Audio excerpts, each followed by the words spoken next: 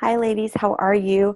I'm going to do a couple different videos today. So, throughout the upcoming week, you're going to see me again dressed in the same outfits because I'm recording them all on one day to make sure that I hit everything that I want to as I have my notes. I want to talk to you real quick today about um, tracking your progress in addition to traveling. But first, I also want to talk about today is Sunday. And with today being Sunday, I want you to truly use today as a rest day. Autumn has been very clear with us in our coach test group, as far as Sundays literally should be for rest. Now, with that being said, if you have a foam roller, she also strongly encourages you to go through that foam rolling exercise process to work out a lot of things. I did this on that first Sunday that we had rest day, and I thought there were areas that wasn't sorted at all, and I foam rolled, and I was like, "Whoo, man, there are some knots in there that need to get worked out." So make sure that if you have a foam roller, that you go through that process with her today on that video and do that. But other than that, though, do not exercise. If you are going to do something, go for a light walk, maybe do some stretches. But as far as doing any type of hardcore exercising or anything like that today, she's very clear that she really wants you to use today as a rest day for your body, a rest and stretch day for your body today. Second thing, I don't know about you, but I know after that first week and now in week two, I will find myself in the middle of the night waking up and I am drenched with sweat. I am so hot. I cannot get cooled off. And I even made the comment to Bobby, I'm like, is this early menopause? Like, what the heck is happening here? Like, I'm in my 30s, like my mid late 30s. I don't understand what's happening here. I hear, other people talk about this. Is this happening already? And it just so happened we had a call with Autumn today about this. And somebody brought the same thing and said, I think I might be going through early menopause. I am sweating profusely at night. I'm so hot.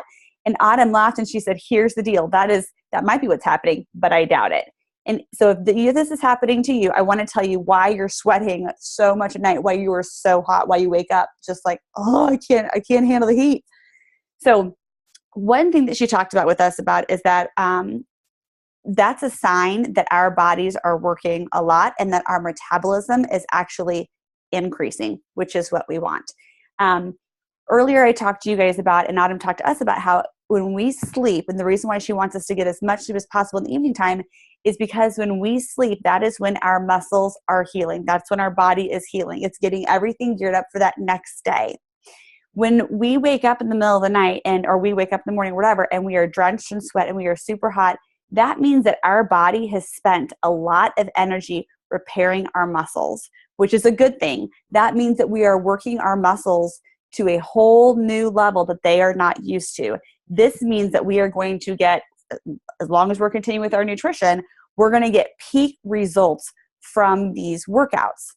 Now, as time goes on, our body will get used and adjusted to the workouts that we're doing. But when you're starting a new program and we're pushing ourselves to the lengths that we are, that is to be expected. That heat, the reason we're waking up in a sweat, the reason we are waking up so hot is because that is our body working hard. The other thing is that you also might find out that you are waking up and you are hungry when you wake up in the morning. I've never been much of a morning breakfast eater. I know Claire and I talked about that, about how man, I don't know if I can eat at 4:45 in the morning. I'm usually not hungry, and that's eating before I work out. I don't know. And I will tell you, when I wake up in the morning, I am hungry. Again, the reason being is because my body has spent, when I've eaten throughout the day, and she's always talked about, you've got to make sure you get all those meals in, that food that I've eaten is also utilized at night while I'm sleeping to replenish my body, to get it healed, to get it moving. Hence, we eat for fuel, right? At night, we are fueling our bodies, all that food that we've eaten that we've fueled. And evening time, all of that stuff is where we're going through and our bodies are basically healing those muscles. So when you wake up in the morning and you're starving, it's because your body has used up all of those nutrients, all of that fuel to repair everything so you're ready to go the next day. So if you're wondering why you're waking up hungry, if you're wondering why you're sweating at night, those would be signs. The other thing, like I said, is that your metabolism is increasing, which is good. We're working harder. We want that metabolism to increase. That's how we end up gaining lean muscle. That's how we lose weight. That's how we become stronger. And that's, again, why we're also going through and we're starting to find that, like, when we first looked at some of this, I was like, man, I'm eating more. I don't know. That's a reason as to why, because we're getting results from it. The other thing I want to talk to you about real quick is if you are going through and if you are, I have notes to make sure I don't forget anything. If you are traveling, okay, so I traveled last week. Danielle and I traveled together, and it's always fun when Danielle and I get to travel together. But she and I traveled together, and then I am traveling again Sunday and Monday of this weekend. And so I want to talk to you guys about what are things that you can do so that when you do travel, that you can make sure that you are spot on as much as possible with your nutrition. It is difficult if you're going to be gone for a couple of different days because it's hard to kind of pack all that stuff with you. So here's what I'd recommend. If you have the time within your schedule or you are in an environment where you are traveling, where you're able to do this, go through, and when you land, before you even get there, look to see where the closest grocery store is as to where you're going to be, and go through and pack. And when you arrive, get to the grocery store and go get some of those vegetables and things like that that you know that you're going to need, or fruit that you might need in the evening time, first thing in the morning, maybe before the hotel is serving breakfast and things like that. Go to the grocery store and pick up those items. Majority, not all, but majority of all hotel rooms have a refrigerator within them. You can store those items in there and be good to go. The other thing is, if by going by plane, I am obviously, as you guys know, have to eat gluten-free. So when I get on a plane, there's not really a whole lot that I can eat because I'm not a person that likes nuts, and I don't eat peanuts or anything like that. And the other thing is, I obviously can't eat the other things that they serve besides peanuts, like the crackers or anything like that. So one thing I do, and this is important, especially when we are doing time nutrition, look to see the times you're traveling and pack on your bag those items you're going to need mid-flight.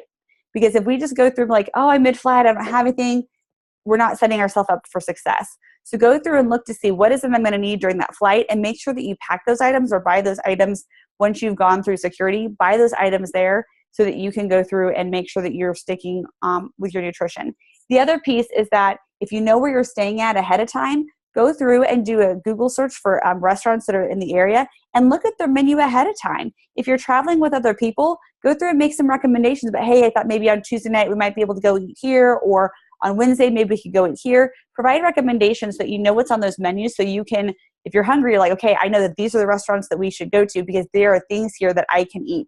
So that's another important piece for you guys to consider. So I hope you guys have a great day. I will talk to you soon, and gear up for week 2 because it is just as amazing as week 1. All right, I'll talk to you guys later. Bye-bye.